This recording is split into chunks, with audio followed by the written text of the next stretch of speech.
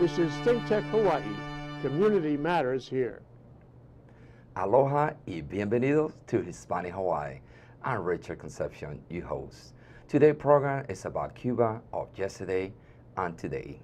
And to start the program, we're going to show you a video of the relationship between the United States and Cuba. America is opening up relations with Cuba, and it's a big deal, ending decades of hostility and beginning a new era between the two countries. But to understand just how big of a deal, where that hostility really came from, why it took so long to end, you've got to go back, way back. Not to the 1950s, as many Americans might think, but to the 1850s. The story starts with America divided between pro-slavery and anti-slavery politics, and one of their many fights is over the Spanish colony of Cuba. Pro-slavery lawmakers want to buy Cuba from Spain, or take it by force to turn it into a new slave state. Anti-slavery politicians oppose this, calling it imperialism. But fast forward to 1898, after slavery's over. Americans have a different version of this same argument when Cubans rise up against Spain. The U.S. joins them, starting the Spanish-American War. But Americans divide. Should the U.S. seize Cuba from Spain for itself, or liberate the island?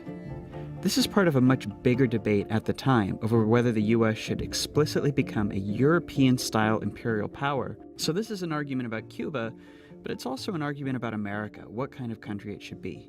Should America be the kind of country that controls Cuba, or that respects it as a fellow sovereign nation?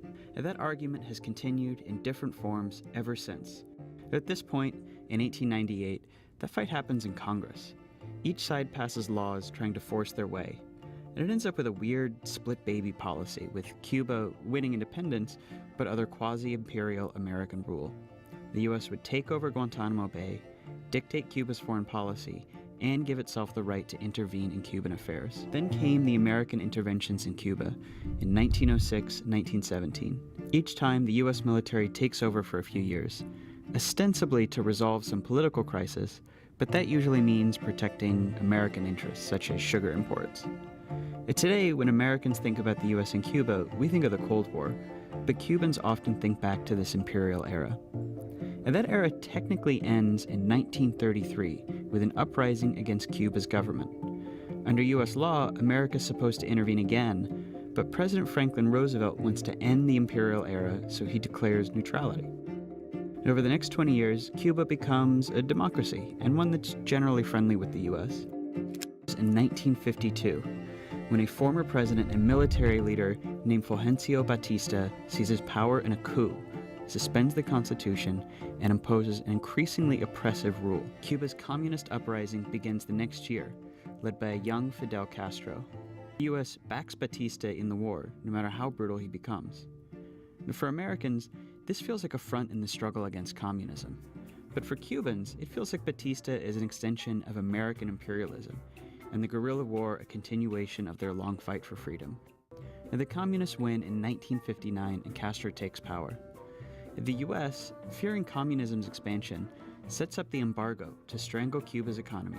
Castro turns to the Soviets for help, and in 1962 they nearly start World War III when the U.S. blocks Soviet efforts to put nuclear missiles in Cuba. The incident scares everyone enough that things settle into a tense but basically peaceful. And to talk about Cuba of today, we had two very special guests. Mr. Leiva Derwin, he is the CEO of Fit is Good. He is a retired from the U.S. Navy. He was born and raised in Cuba, and now he's a resident here in Hawaii. We also have Thomas McKay. He is a musician, a composer, and an educator, and the owner of Vibra Cubana. So welcome to the show. Thank you. Thank you for having me here, Richard. So let's start with you, Mr. Leiva. What it was like growing up in Cuba and coming to the United States, and what do you do now here in Honolulu, Hawaii? Well, definitely was a great experience and a very difficult one because the systems are very different. I grew up in Cuba. I had a colorful life, and the system was a little different than what is here in the United States, because over there I grew up on the street playing with the kids, always outside, always with friends, and once I came to the United States, I remember going to high school like the first day, and nobody talked to you. You know, the kids, they didn't talk to each other. Everybody was just sitting there in the classrooms, and a month goes by, 2 months goes by, and nobody talked to each other. It was kind of like a shocking experience when it comes to the cultural part of it. But then eventually you get used to it, and you just become friends with a lot of the kids. You and integrate into you integrate society, into the yeah. society, and you become part of it. So what do you do now here in Honolulu? Well, I came here to Hawaii because of the military, and then I retired as a Navy diver. That was what I used to do. Now I'm just working on my BFA in sculpture, and on the side I also do Fit is Good. I'm the founder of Fit is Good, which is a company that I started just to promote a healthy lifestyle, because after being in the military for so long and working out, exercise being part of my life, then I want to share that with the community and share that with people. That's how I created Fit is Good. You want to continue that Fit is Good, maintain it in good shape. Definitely, I do. All right. So, Mr. McKay, tell me a little bit about yourself, how you become a musician, and the same question, what do you do now here in Honolulu, Hawaii? I think you moved to Hawaii in 2015. You relocated, right? Yeah, I relocated in 2015 from Oregon. Was a Midwestern mutt, I call it, because I lived everywhere around the Midwest. My parents, my mom is a piano teacher, so at a really young age, you know, I tried studying piano with her. But that lasted maybe a week, and then didn't want to listen to mom anymore. Okay. But at a young age, I was exposed to a lot of different instruments, and did the college thing, music in college. But I always wanted to perform, and I always wanted to go out and play. I was be on the stage, so to speak. So I just started performing more as a vibraphonist, as a percussionist, as a pianist, as anything that I could, and just get out there. Today, being here in Hawaii has really helped flourish a lot of different aspects of what I really want to do. So Vibra Cubana is one of 6 different projects I have going on. Wow. Yeah, so I keep busy. Many different projects. That's Yeah. good. Keep you busy. So welcome to Hawaii. Yeah, exactly. All right. So let's start with Leiva. Tell me a little bit about your opinion about Obama policy that he established toward Cuba in 2015, and also the new policy that Donald Trump had placed in Cuba. What is your opinion about that? Well, I think that's a little controversial, because depends how you look at the policies. From one side, I think it's good that Cuba has a little more freedom. Now there is a little more commerce between the two countries.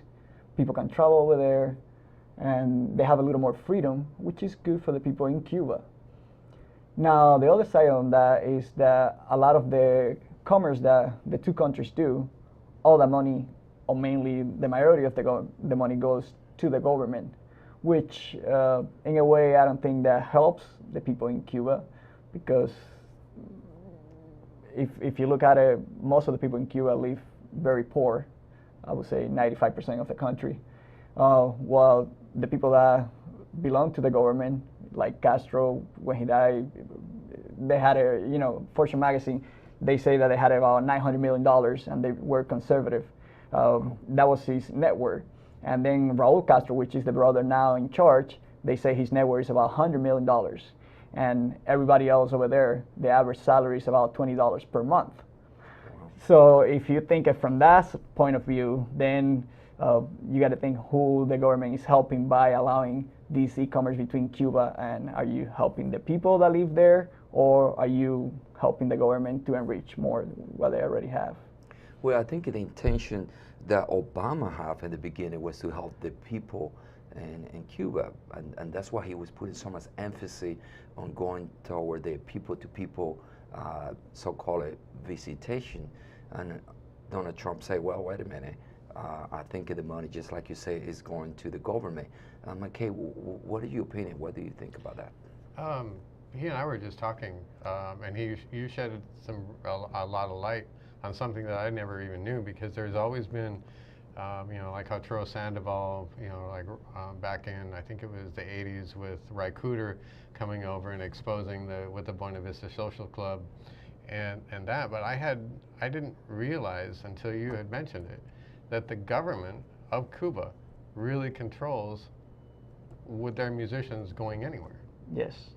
Yes, that's true. I mean, they don't have the freedom to say, I'm going to go to Miami or New York or any other place and then just have their own concert and play music. They pretty much go where the government tells them to go. And the government is the one who prepare all the shows, and all the money, whatever they make, goes to the government. So they don't really have the freedom to play what they want or where they want. Yeah.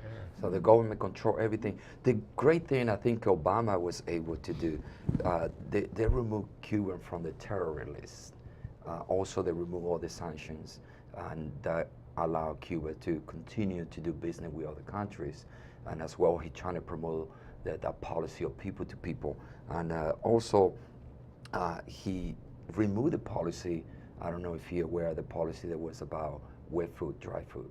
And that's yes. when, so you know that policy, right? Yes. So, and then Donald Trump just came in and said, well, I agree with everything, but here's what I wanted to do, which is now the people-to-people visitation, it was an individual thing, is that you can go to Cuba, you can visit and do a lot of things. But now he required for you to go through a tour company. And you had to use that because he believed that the tour company can control how the tourists from the United States on how they spend the money. Like you say, just spend the money with a private company, not with any entities that is run by the government. I mean, I know that that's the policy, but in my experience, what is the reality? The reality about that is that people go to Cuba and they find there's a lot of ways to go to Cuba. A lot of people now they can just fly directly. There is a lot of flight from Florida and from some of the other part of the United States that go directly to Cuba. But before, a lot of people used to go through Canada or Mexico, and the doors were always open. Now, when you go to Cuba, there is a lot of tourists, a lot of American tourists everywhere. And now all of them are under that policy of traveling with a company that is taking you as a tour, part of the tour. They just travel on their own. It's just, I don't know how enforceable that policy is. That's a whole different story, right? What it is. I mean, I don't know the ramification of that policy, because over there people still traveling, people still doing everything like they normally would do without the policy. Well, that is the policy, and we are going to take a quick break, and we're going to continue to talk about Cuba of today. All right. Thank you.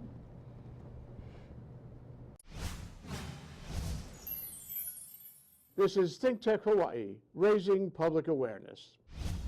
They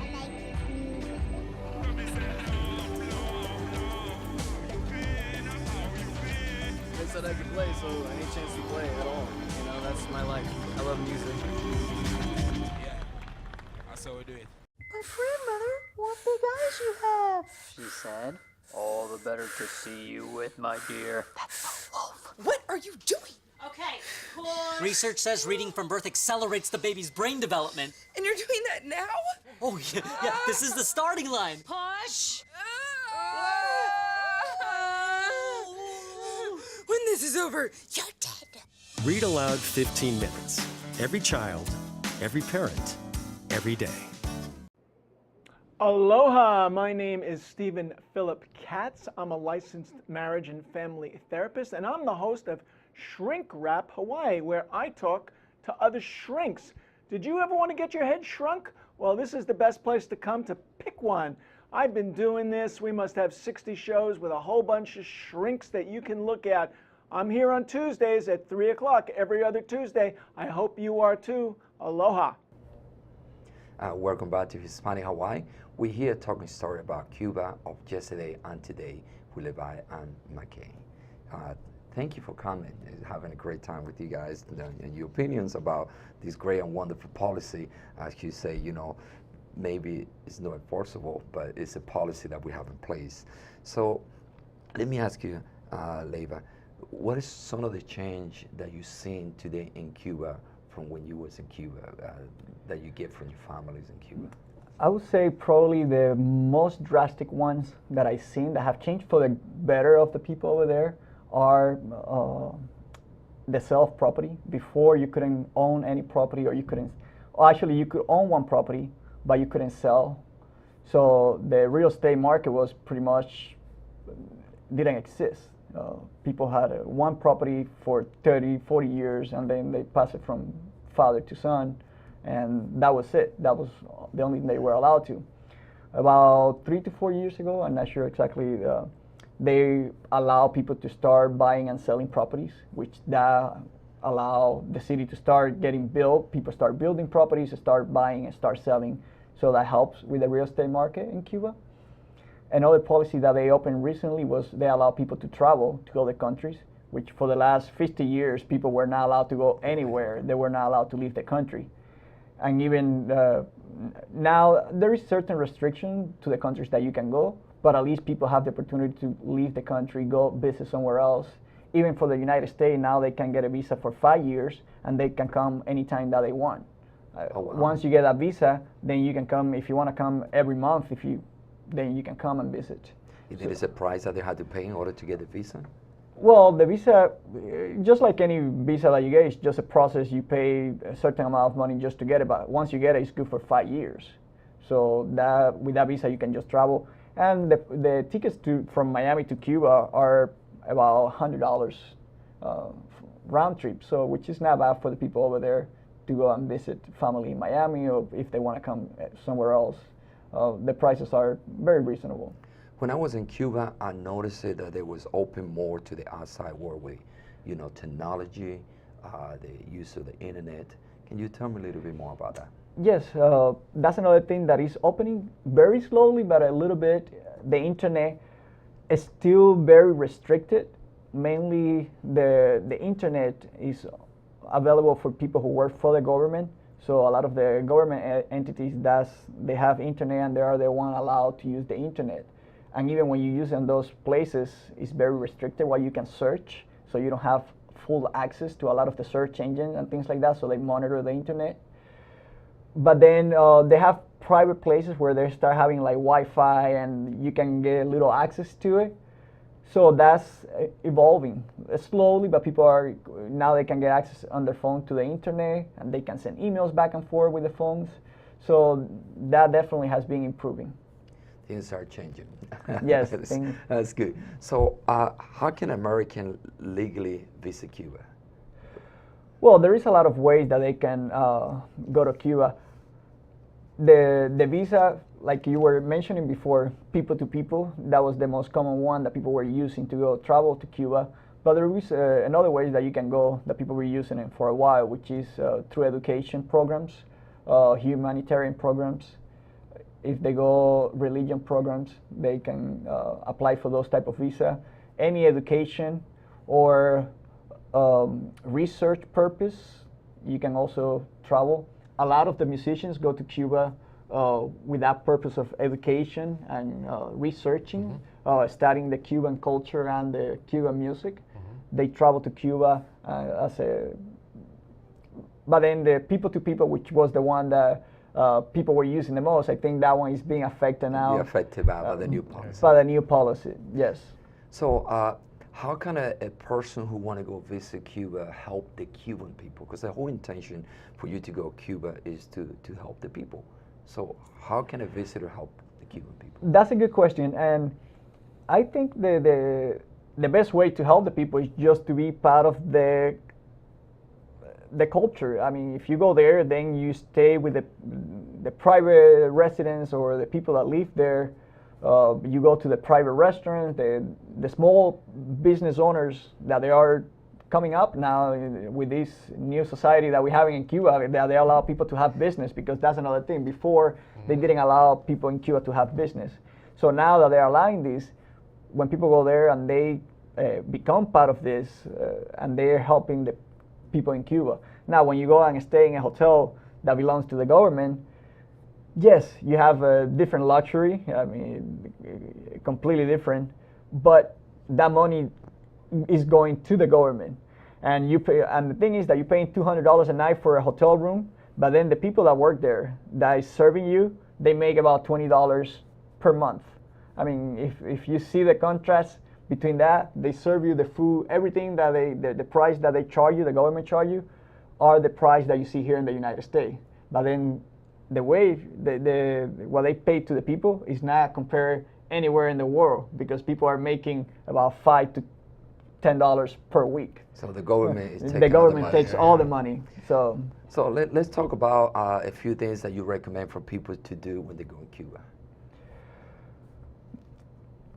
normally a lot of the people go to Havana because it's the capital, and that's the most common place. But there is a lot of the other province. Like if you go to Pinar del Rio, they have a lot of beautiful landscape. If you go to Santa Clara or Santi Espiritu, they have Trinidad, which is a very beautiful colonial town. Actually, I was talking to my dad yesterday, and he was visiting Trinidad, which was one of the first cities established in Cuba back in I think it was like about 1540, I think. I don't remember exactly, but so this colonial town is beautiful, and it's still conserved like 500 years ago. So a lot of people go there just to visit this place. There is a lot of other places in the island that you can. Varadero is considered one of the most beautiful beach in the world. Yes. And Cuba also have a lot of little islands all around that now they become a tourist destination. There is a total of about 1,600 islands all around Cuba, little islands that people can visit. Also, the mountains, like if you go like where Guantanamo, you went to this. Yeah. If you go to Guantanamo and like where the naval base is, all the area there is really beautiful. A lot of mountains and a lot of beautiful landscape. Well, it's a beautiful country and rich in culture. And we want to show a video real quick. I went to Cuba in March, and I want to show you, 12 different places, things to do that I recommend myself. Let's watch the video. Okay. Zona central, muchos turistas, mucha gente compartiendo y conociendo la cultura cubana. Cuba is a nation as well as an island, with the official name of the Republic of Cuba, and is made out of 4,000 islands. Also, the houses with the colonial style is still there without being any repair or any maintenance. Now that the Cuban relations and economy is getting better, you can see that many Cubans are starting to do maintenance and repairs. But Cuban is well known for their old colonial houses, beautiful in color and architecture. Cuba is the home of the best and the most expensive cigar available in the world. Cohiba is the most famous one and is handcrafted to perfection. So how much can we say about the old cars for the 1950 in Cuba?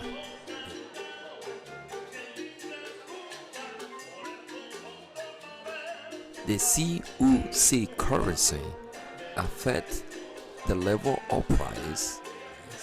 Cuba has one of the highest literacy rate in the world. If you walk around Havana, Cuba, you can see Cuba love art and craft. Cuba has the highest doctor to population ratio in the world. In the same plaza, many popes and political figures, when they go to Cuba, they use the plaza to talk to the people. Cuba refused to take the money because they believe that Guantanamo Bay was taken by force and it was never leased. The Cuban people love music.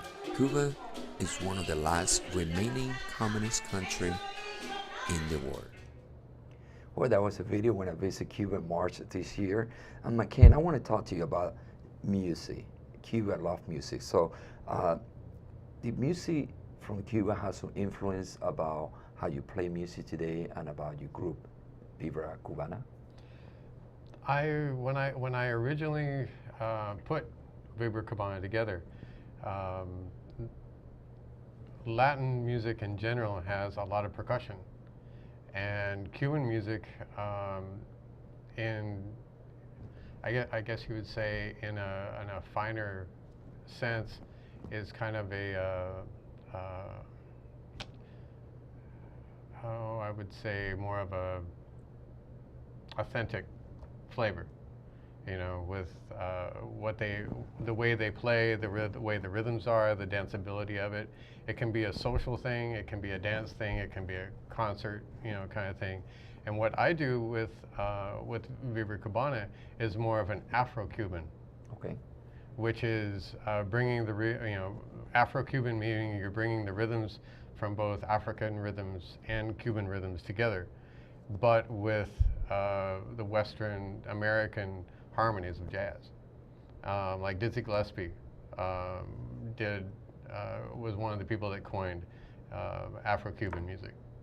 He brought over people. He went over to Cuba and was part of that culture, like you were saying. He was actually part of that culture and brought musicians back, and then brought that influence back. So, like the thing we're doing this weekend with Cal Jader, I, for a long time, thought Cal Jader was a Cuban. He was born in St. Louis. St. Louis, yeah. But he loved the Cuban music. Exactly. Yeah. And so he went to Florida, and then landed in LA, where Mongo Santa Maria and Pancho Sanchez and all those people were. And that's how, and he fused the jazz thing, the bebop of the 50s, where, with Charlie Parker and what he was listening to, into that rhythm. And the whole basis of, Latin music, Cuban music, anything like that, anything in that realm, is the clave. And a clave is a certain pattern that happens, and it's not unlike any other. You don't hear a clave in pop music. You don't hear a clave in a bebop song. It's only Latin music. The Latin music. Yeah. So Cuba has influenced many different countries, many musicians. You can see it influence you and myself. Got a lot of dancing, has salsa. So, if anybody want to see you performance in Vibra Cubana, where's your event? How can get in contact with you? The soonest event is coming up this weekend. Okay. At the Atherton Performing Arts Center, Hawaii Public Radio, downtown Honolulu.